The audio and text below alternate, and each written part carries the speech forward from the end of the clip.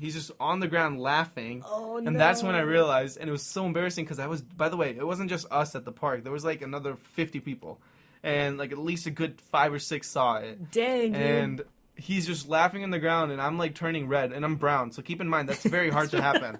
All right, for a brown person to turn red in the face. I mean, you can't even imagine the level of embarrassment that makes us turn one of the red. most, and it's more embarrassing because I'm 12, right? I'm like 12 or 13, and she was, I don't know how old, she was probably like 12 or 13 too, I think. Yeah. And to get shut down like that on your first try ever, and my friend, the one that I thought was gonna help me, is just standing there laughing.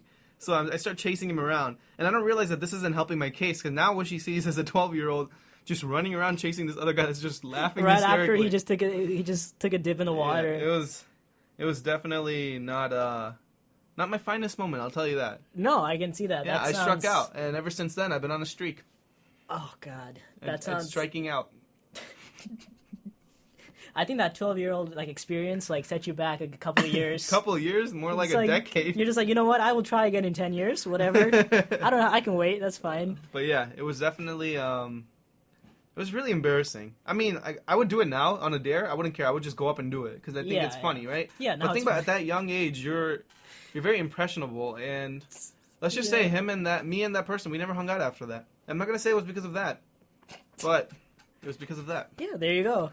And if he ever hears this podcast, he's gonna know it's him. Just know that Oh, you know the worst part, guys? He tells it to every new person we meet. Oh, no. He's like, did Drew ever tell you about the 3 bunny story? And I'm like, no. Oh, he has a story. And it's just the worst because... No, I get it. That does sound pretty embarrassing. Not gonna lie. Yeah, I own up to it though now. That's good. Mean, clearly. I feel like you accepted it. That's good. Yeah. Yeah, man, I think that was a pretty funny story, to be honest. It was kind of embarrassing, yeah. It's the trials and tribulations of a 12-year-old boy just learning his way in the world. It's pretty cool. I'm going to make that one of my books when I sell it. That's kind of weird if you want to write a book about a 12-year-old boy, but whatever. But anyway. Oh, okay. I thought of another name for this place.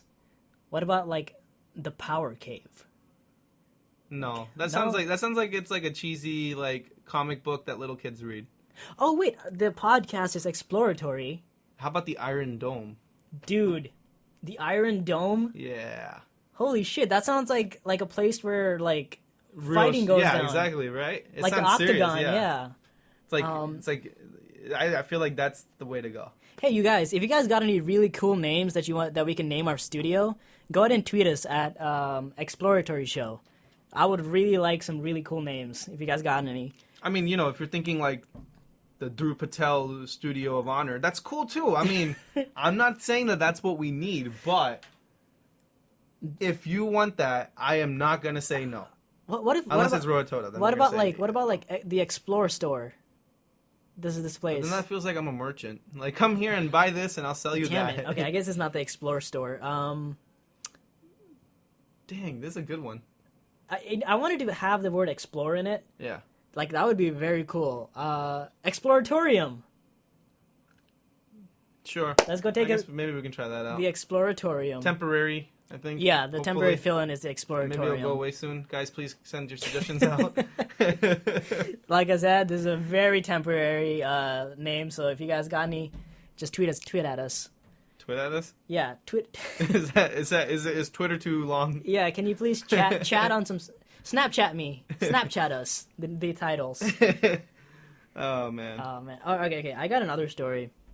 But this one is not so much as embarrassing as it is kind of just a cool story that I remember. It kind of has to do with you, too. All right. Oh, okay. Yeah. Oh, man. Do you remember that one time? It was during high school, but during the later years. So, yeah. Basically... We went to, I think it was Kroger or Meijer or something, and we were with some of our other friends. Yeah. You know the crew the high school crew. Yeah, the old gang, and we were with them, and I think this was before we went to a sleepover or something. I think we were sleeping over at somebody's house. We just stopped by Meijer to get some Coke or whatever. So we go there and it's closed, right?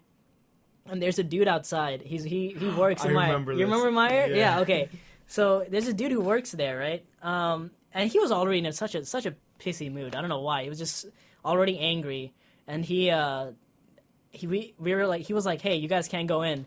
It's closed." And I don't think we heard him because he was like kind of far away, so we were still walking. Or I don't think I heard him. So I'm walking past him, and then he's like, "Hey," he looks at all you guys, and he's like, "Hey, tell your short friend not to like come in here, because we're closed." And he's like yelling, and then I was just like taken aback because I was like, "What the fuck, dude? Like, all right, let's calm down. I'm sorry, I didn't hear you or whatever." So that kind of got me down. I'm like, why do you have to bring the shortness into it? Why can't you just been like, tell your friend who can't hear that you need to leave? So I'm in high school. Everybody's kind of short. Come on. I'm okay with it now. I think it'd be hilarious. But like back then, I was just like, wow, this is kind of mean. So then I'm just like, I guess I was just unusually quiet or whatever. I was thinking about it. And then we leave. We would get back in your van. And then, I used to drive a van back then, the Odyssey. I remember the Odyssey. That was dope. And so we're sitting down, right? And I'm just sitting there. And I remember we're driving past the place. We see the guy sitting down outside the store. And Dhruv, he rolls the window down, the front driver's seat window. He rolls it down, and he says something along the lines of, "Hey, why don't you go fuck yourself?" He just yells it out to the dude. And you could tell the dude heard him, but like, he gave him a look that's just like, "Hey, hello, kid. Hey, kid, I'm already in such a low point right now that what you said doesn't really change anything." So he just looked more depressed. But, like, I remember just thinking, like, man, that, like, I was thinking, yeah, man, dude's like, got my back. I remember that. That was really cool. Yeah, I remember. Now that you're, like, telling that story, I actually remember me doing that with the windows rolling down. Just before we... Dude, and it was such a surprise. Nobody expected it at all. Because I don't usually get angry like that, but it irritated me that since he worked there and we didn't hear him, and we even told him we didn't hear him, that he goes and tries to, like, insult Rohit, right? And so, driving away, I'm like, screw it. He deserves to hear what I gotta say. And guys, I don't do this. I don't ever do this, really, where like, I roll my windows down and say things like that. Yeah, no. Drew, when it comes to real stuff, Drew's actually really, really nice and, like, cooperative. He doesn't usually, like... And just in case any law enforcement are listening, I'm cooperative. He's very cooperative.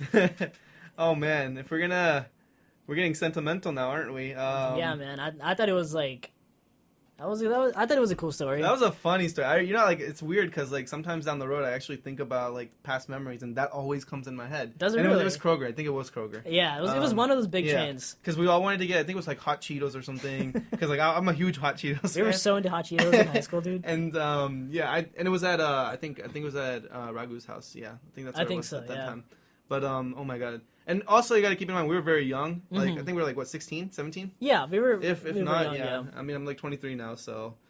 looking to get settled down. But anyways, I think that actually reminds me of a story when you kind of had my back. Oh, yeah?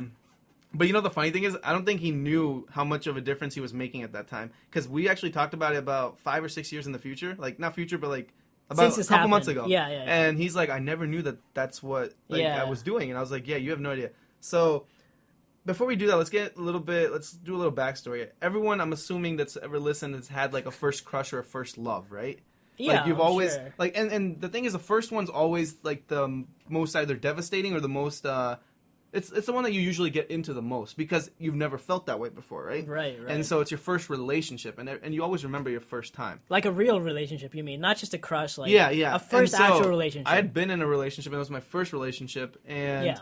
unfortunately, it ended about a year later. Just to give the listeners some sort of, like, semblance of how old you were. How old were you? Like... So, I started basically my sophomore year in high school and ended my junior year in high school. So, I would say 16 or 17, around that time. And it was long distance, so the thing is... And a lot of times people are like, oh, but, a year's not long. But when you don't have that physical... being able to have that physical touch, right? Yeah, if it's for 1 year and you're 17, that's 1/17th of your life. Yeah, and it is. That exactly. is a lot. And people don't understand. They're like, you're so young, it wasn't love. And I'm like, that's fine. You can... Like, we're not arguing the technicality of it. We're just, I'm talking about, like, it was a year of my life, and all we did was talk on the phone every day because it was a long distance. Sure. And because of that, you develop this sort of emotional, just this emotional bond that's very hard. Man. When it breaks, it hurts like crazy. Long distance. And I totally understand that. Yeah. We both do, right? We both do. And so basically what happened was actually... we ended the relationship ended up us breaking up, and it was right before spring break started. So now I had all this time to myself. Usually with school in high school, you at least 7 hours out of the day, you're in school, you have to listen to teachers, or you have to do something so your mind's preoccupied. But for me, spring break just hit. So now I was just alone with my thoughts, and I was already at a new low. Oh, that was the worst time to do it. It was the worst time. And at that time, me and Rohit weren't that close. Like, I had met him on the bus, and I talked with him a little bit. We played tennis one time. We played tennis one time, and I remember... Yeah. Oh, yeah, I remember. That's another story we'll get into. Story, yeah. But Raghav had actually introduced me and Rohit. And I liked the kid. I was like, this kid's kind of cool, kind of funny. He has, like, this quirky kind of humor. And so... I mean, he's incredibly handsome. He's so funny. He's just so popular overall. You told me not to lie in this podcast. I'm trying not to. He's just a type of winner kind of kid, It's somebody just you want to be around and, like, sort of absorb his success. Yeah, we could say that. Yeah, okay, go ahead. But basically, so when that relationship ended up not working out, I actually called Rohit, or like I met up with you. Okay. Let me jump in and tell you my perspective of how it happened. Yeah. For you, okay? Now I know for you, like that's all that happened in your life up to that point. Now when I met you and you told me about that, it came out of nowhere for me because like at this point I like sort of knew you, like you said. Yeah. I knew that you play tennis. I knew that you were also really funny because like. I am. That is true. During that tennis match, oh god, it was so funny. Me and Drew, the first time we met, we were playing tennis, and I don't know why the stuff he was doing on the tennis court. I don't want to tell you guys, but let's just suffice it to say that I cried laughing from how funny it was. Like I was literally in tears laughing, and so I just thought this dude was really funny. So we're playing basketball one day, right? Yeah. After basketball, you tell me that you broke up with your girlfriend or something, and I'm just like, oh. I'm like, wow, I didn't even know you had a girlfriend, and like, I didn't know you broke up. Like, wow, that's really tough. Like, I'm sorry, dude. And then like, yeah, go ahead. Yeah, so basically, so like right up to that point, like Rod didn't really know much about my personal life. Yeah. Just that we hung out, we cracked jokes, that's it. But after I told him that, I was like, hey, do you want to go biking tomorrow? And so it kind of became a tradition for us. For spring break. For all of spring break, literally from, I think it was like, 7 or 7:30, maybe 8 in the morning, till like noon or 1 p.m. We would just go biking like randomly all around Dublin. Yeah. And it was just, and for me, it was like a really good coping process because, like I told you, I had never gone through a breakup like this. And so it was a big blow to me, and I didn't know how to function really. And by hanging out with Rod just constantly, we didn't even talk about the relationship really. All we did was just... Yeah, we just joked around. Yeah, we just explored. We joked around, cracked jokes. Yeah, exactly. We looked around Dublin. We went to like all these weird places that we never knew about biking because we were biking the whole time, so we could get places a lot quicker. Also, keep in mind that we can drive at this time, right? No, we couldn't. Yeah, so biking was like pretty much like having a car before actually having a car. Yeah. So we would drive around. We'd like, in my mind at least, I know I would like keep like a sort of mental map of like the town. Every time we'd drive, every time we'd bike around, I'd like add another section to my map. It's pretty cool though. Yeah, we'd find like all these new like places and these like new neighborhoods with like new parks and everything. Yeah, and it was just really cool because it's like we felt like we were exploring, like the exploratory show. But anyways, right. That was so bad. But yeah, so basically this whole week, like that's all we did. We just hung out, and it wasn't even like we stopped hanging out after like 1 p.m. because like later that night we'd play like basketball.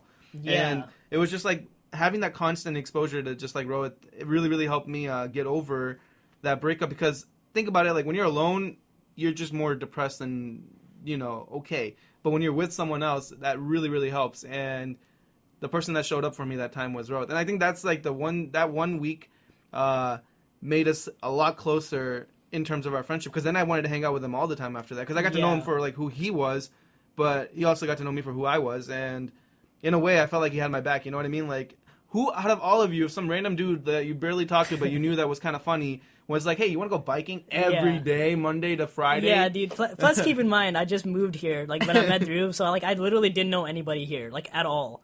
I knew a few other kids, but only because they happened to live around me. But, yeah, so I was just like, oh, this is cool. I, like, made a friend or whatever. And so, like, it's a lot of things had to come into place for us to be friends. Did, yeah. Now that I think about it, like, if it didn't, I'm sure we'd be friends anyway if we didn't do this. It just would have taken a longer time. It would have taken a longer time, yeah. Like a lot of things that were out of our control had to fall into place. Pretty crazy. But then again, I think that's what happens with most friendships. A lot of things that people don't see, background right? forces. Exactly.